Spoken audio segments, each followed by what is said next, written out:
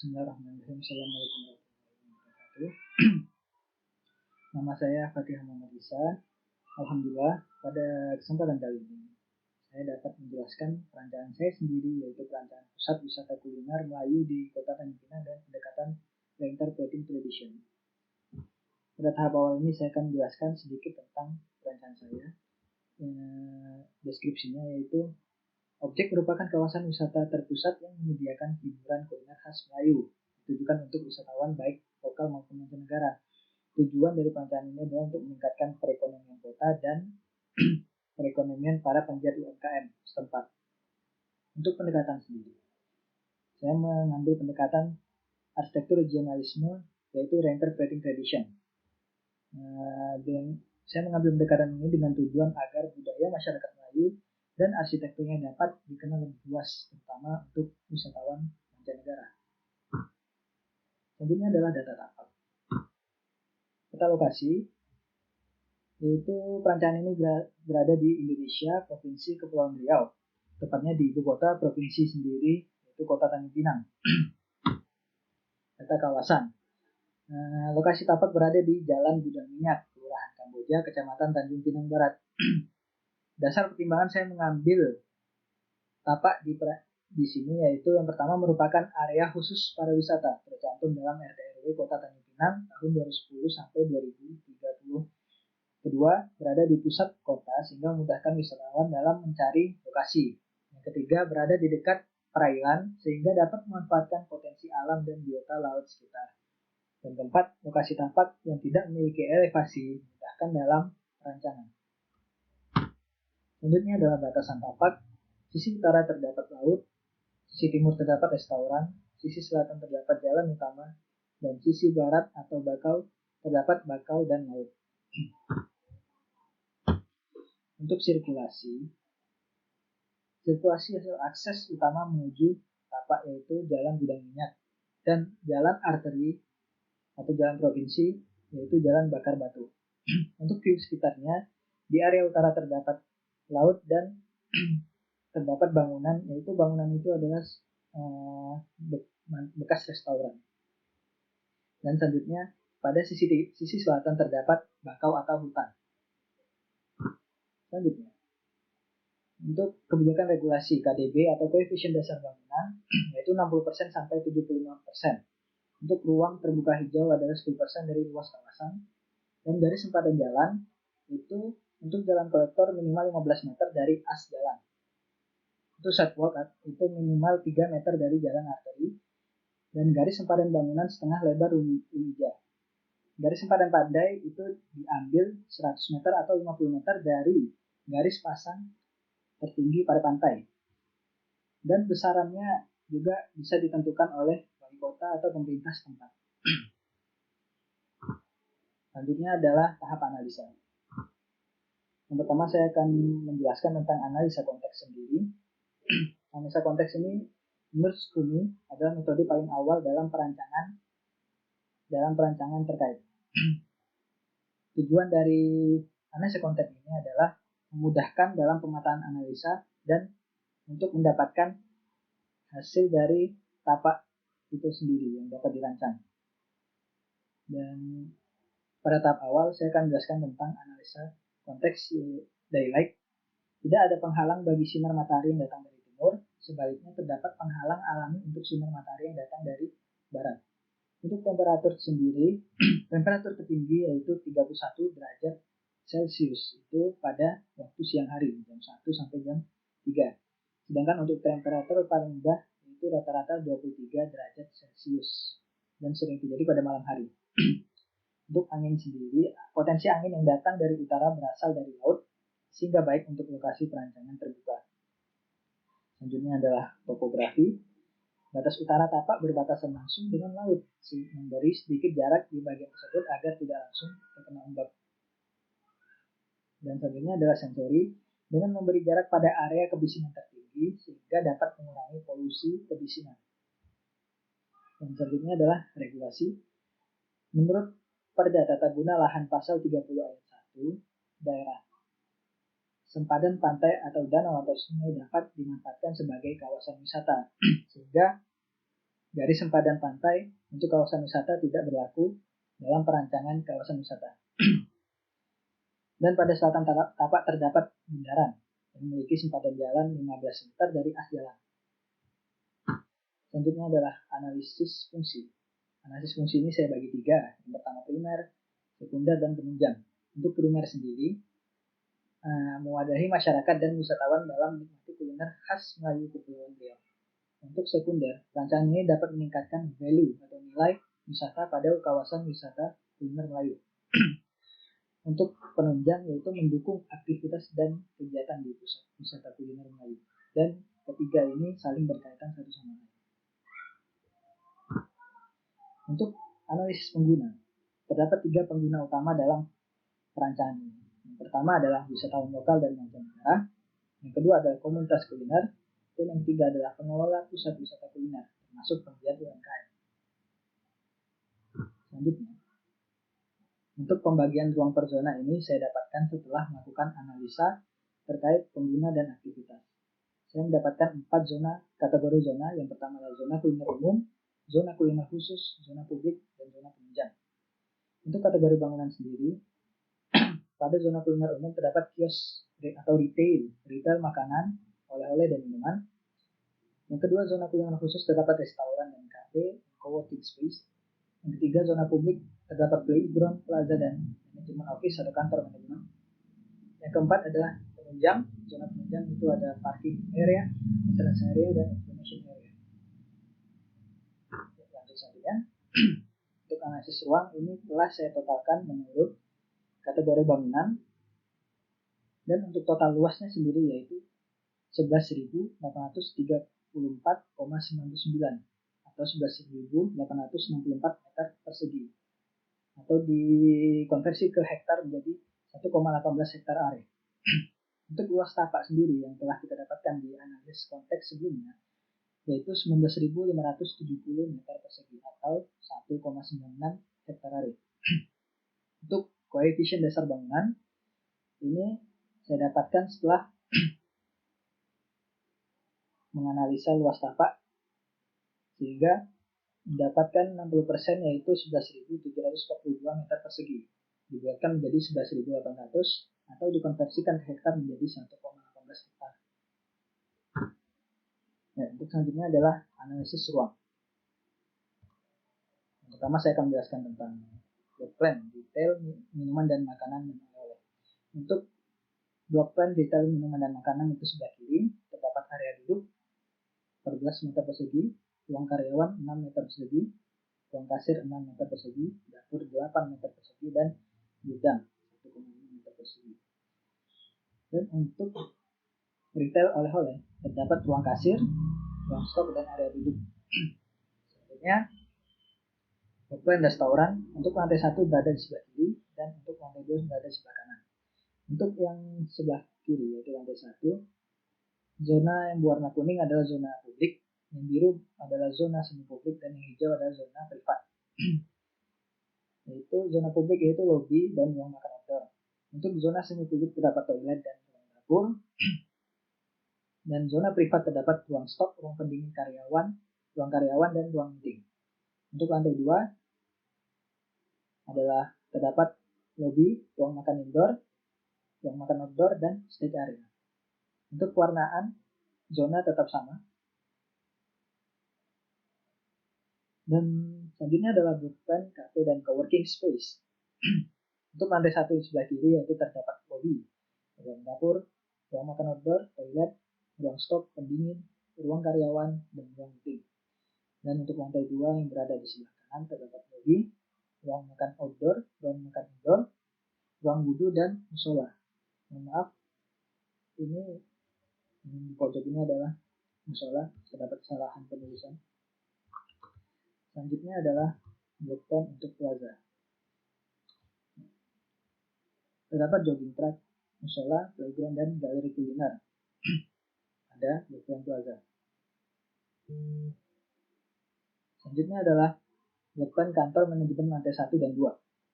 Untuk lantai 1 ada sebelah kiri yaitu terdapat lobi dan kafeteria dan resepsionis, toilet, serta gudang. Untuk lantai 2 terdapat ruang meeting, ruang direktur, toilet, ruang administrasi, ruang publikasi, ruang pemasaran, ruang humas dan inventaris, dan ruang pengelola kuliner. Selanjutnya adalah blok plan parking area lantai 1 dan untuk lantai 1 yaitu terdapat bukan lantai 1, jadi parking area ini saya bagi dua, yaitu area 1 dan area 2. Untuk area yang pertama itu parkir roda 2 yaitu 800 meter persegi, parkir roda 4 yaitu 2400 meter persegi. Untuk area kedua terdapat parkir bus sebesar 1000 meter persegi, parkir roda 4 2500 meter persegi, parkir VIP sebesar 700 meter persegi. Dan selanjutnya kita beralih ke analisis tapak.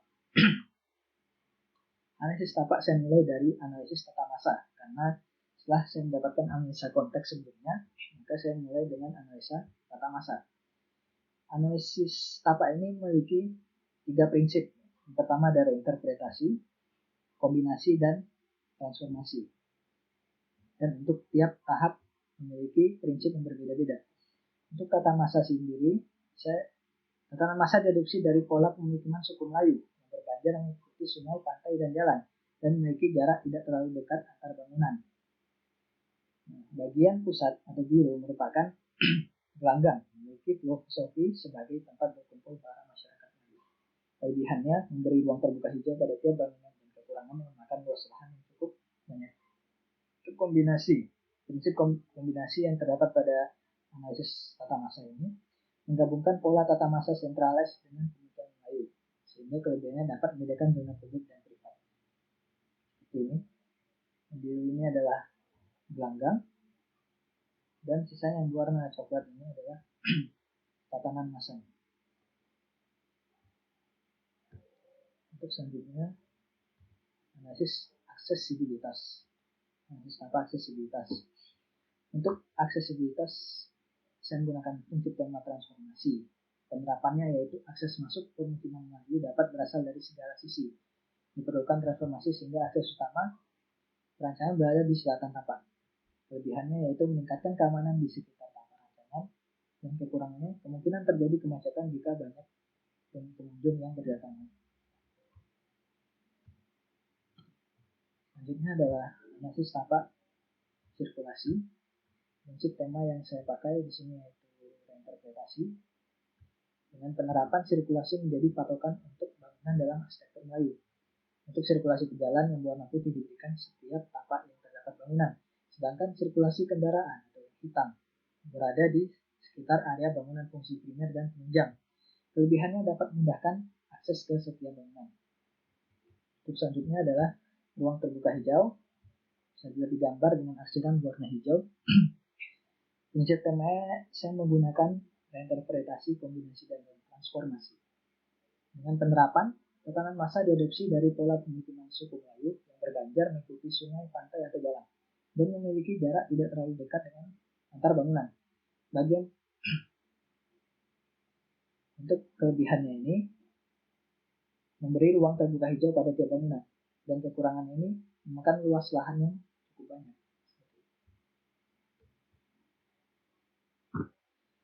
Selanjutnya adalah bentukan tapak. Untuk bentuk awal saya mengikuti alur bentuk tapak existing sehingga dapat mempermudah tahap selanjutnya. Selanjutnya adalah massa dan sirkulasi. Peletakan massa yang sudah dibahas di analisis tapak sebelumnya mengikuti pola permukiman masyarakat Melayu, termasuk sirkulasi. Dan ini adalah sirkulasinya.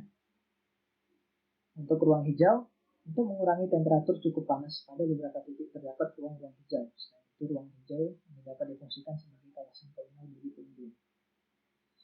Selanjutnya saya masukkan entrance, akses masuk dan keluar dijadikan satu lokasi pada selatan tapak sebagai fungsi keamanan. Untuk kendaraan servis dapat mengakses melalui jalan di timur tapak. Untuk iklim, bentukan pada masing-masing tapak diberi bukaan sehingga sirkulasi udara dan daylight dapat berjalan secara sistematis dan dapat mencakup semua ruang. Untuk langgam arsitektur yang diadopsi adalah arsitektur Melayu. perancangan pusat wisata kuliner Melayu, pedoman desain adalah rumah adat Balai Saloso Kambar agar menginterpretasikan kebudayaan setempat. Selanjutnya, analisis bentuk. Yang pertama adalah atap. Jadi komponen-komponen atap yang terdapat pada rumah adat Saloso Kambar ini adalah yang pertama adalah salun bayung atau sulo bayung, merupakan hiasan yang terletak bersilang pada kedua ujung perabung bangunan, belah bubung, dan rumah lentik. Pada bagian bawah ada kalanya diberi pula hiasan tambahan seperti tombak terhunus. Dan beberapa makna salam bayung adalah yang pertama tajuk rumah. Salam bayung membangkitkan seri dan cahaya rumah. Yang kedua pekasih rumah, yaitu melambangkan keserasian dalam kehidupan rumah tangga. Selanjutnya adalah sayap layang-layang. Terdapat pada keempat sudut cucuran atap. Dengan filosofi lambang sari terempat pintu hakiki, yaitu pintu rezeki, pintu hati, pintu budi, dan pintu ilahi. Dan selanjutnya adalah bidai atau singap. Bidai atau singap ini biasanya dibuat bertingkat dan diberi hiasan yang sekaligus berfungsi sebagai ventilasi. Pada bagian menjorok keluar diberi lantai yang disebut teban layar atau lantai alang buang. Untuk bidai singap itu biasanya terletak di dinding sopi-sopi atau di antara atap dinding. Untuk selanjutnya adalah hiasan labah bergantung. Hiasan labah bergantung ini biasanya diletakkan sebagai pengganti lisplang di bawah cucuran atap. Hiasan ini melambangkan manisnya kehidupan rumah tangga, rela berkorban dan tidak mementingkan diri sendiri. Untuk selanjutnya adalah perabungnya. Hiasan yang terdapat pada perabung dan sepanjang perabung disebut kuda berlari. Untuk selanjutnya bentuk dinding. Bentuk dinding pada rumah adat ini dibuat miring sebesar 20 sampai 30 derajat yang terinspirasi dari bentuk lancang atau kapal. Dilihat dari segi arsitektur, dinding yang miring ini memberikan manfaat aerodinamis dari angin yang kencang, terutama pada rumah-rumah adat yang berlokasi di tepi sungai atau laut. Untuk bentuk tiang dalam arsitektur Melayu terdapat tiang seri dan tiang penghulu. Tiang seri yaitu tiang pokok rumah. Tiang ini tidak boleh bersambung dan harus sampai dari tanah ke tutup tiang. Sedangkan tiang yang terletak di antara tiang seri sebelah depan rumah disebut tiang penghulu. Bisa lihat di gambar. Ini adalah bagian dari tiang seri dan ini adalah tiang penghulu.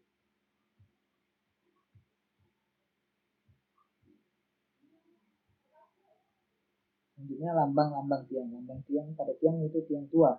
Tiang utama yang terletak di sebelah kanan dan kiri pintu rumah atau tiang terletak di tengah bangunan yang pertama kali tegakkan. Tiang tua melambangkan tua rumah, yaitu pimpinan dalam bangunan itu.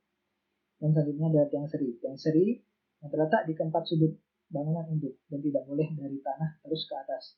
Tiang seri melambangkan datuk berempat atau induk berempat serta melambangkan 4 penjuru mata angin. Selanjutnya adalah tiang penghulu, tiang yang terletak di antara pintu muka dengan tiang seri disebut kanan muka bangunan. Tiang ini melambangkan bahwa rumah itu didirikan menurut ketentuan adat istiadat dan sekaligus melambangkan bahwa kehidupan di dalam keluarga wajib disokong oleh anggota keluarga lainnya. Selanjutnya tiang tengah, tiang yang terletak di antara tiang-tiang lainnya dan terdapat juga di antara tiang tua dan tiang seri. Yang kelima, tiang bujang. Tiang yang dibuat khusus di bagian tengah bangunan induk, tidak bersambung dari lantai sampai ke loteng atau alangnya. Tiang ini melambangkan kaum kerabat dan anak istri. Selanjutnya yang terakhir ada tiang 12. Tiang gabungan dari 4 buah tiang seri, 4 buah tiang tengah, 2 buah tiang tua, 1 buah tiang penghulu, dan 1 buah tiang bujang. Untuk selanjutnya kita akan memasuki bab 5 atau konsep. Untuk konsep dasar. Konsep dasar sendiri saya mengambil dari konsep reinterpreting tradition, yaitu mengkonfigurasikan ulang elemen yang ada pada arsitektur vernakular ke konsep keseimbangan yang lebih modern. Yang kedua, menginterpretasi nilai kebudayaan arsitektur vernakular. Untuk pusat wisata kuliner Melayu sendiri merupakan kawasan hiburan terpusat yang mewadahi wisata kuliner daerah setempat, khususnya masakan kuliner Melayu. Dan nilai keislaman yang saya ambil yaitu Quran Surat Al-Baqarah ayat 172.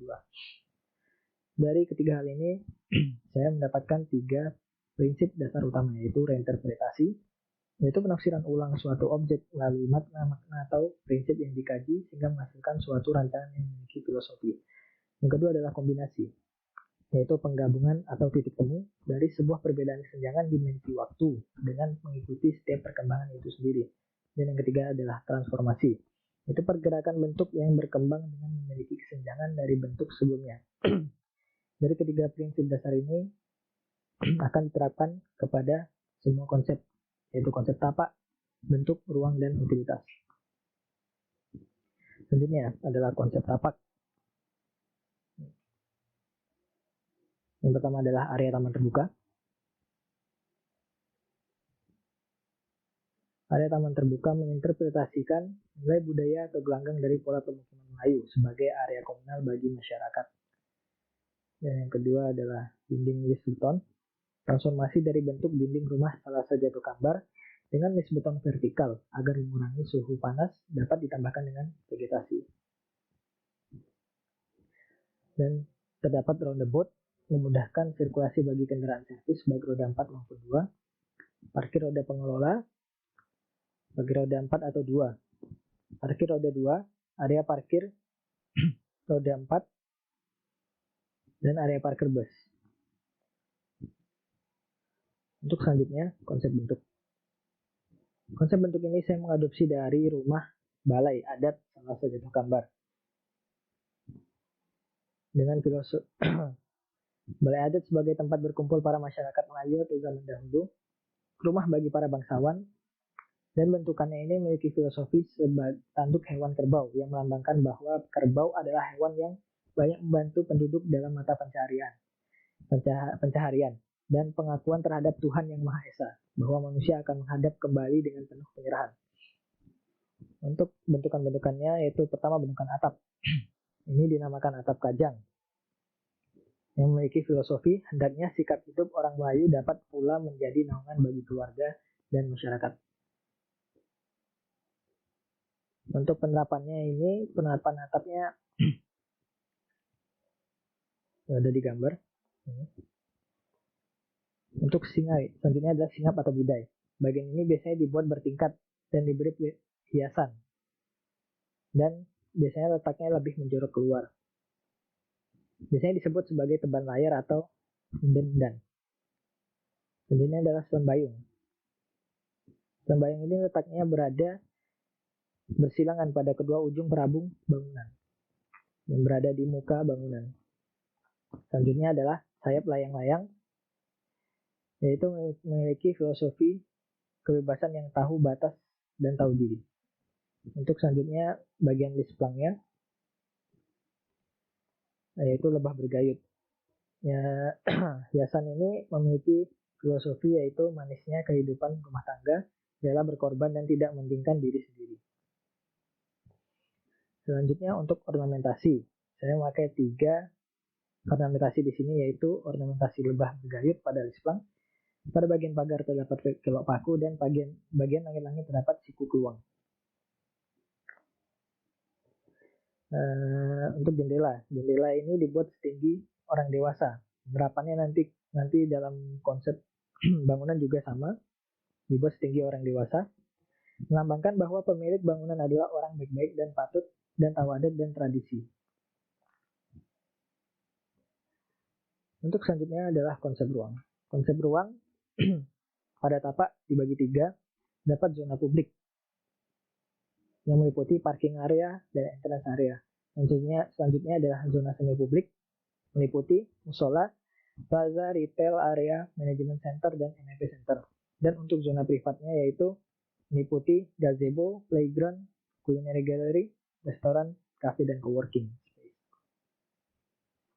Terdapat pada playgroundnya ini yaitu kita menerapkan playground dengan taman bermain nasional tradisional seperti permainan bentengan, gasing, kelereng, engklek, dan untuk menambahkan seluncuran untuk area bermain modern. Dan terdapat juga galeri kuliner Melayu yang merupakan kawasan hiburan yang menyediakan gambaran masakan, resep-resep masakan atau minuman serta tata cara penyajiannya. sehingga dapat menambah wawasan wisatawan serta dapat belajar langsung di tempat tentang kuliner khas Melayu. Selanjutnya adalah konsep utilitas. Fasilitas utilitas yang kami gunakan yaitu water tank untuk menampung air bersih yang berasal dari pipa PDAM dan water jet untuk memaksimalkan aliran air pada tiap-tiap bangunan. Dan terdapat kotak sampah terpusat yang dibagi 3 berdasarkan fungsinya, dan juga terdapat sumur resapan biopori. Terima kasih telah memberikan waktu kepada kami dalam presentasi. Terlebih dan terkurang kami mohon maaf. Wabillahi taufiq wal hidayah. Wassalamualaikum warahmatullahi wabarakatuh.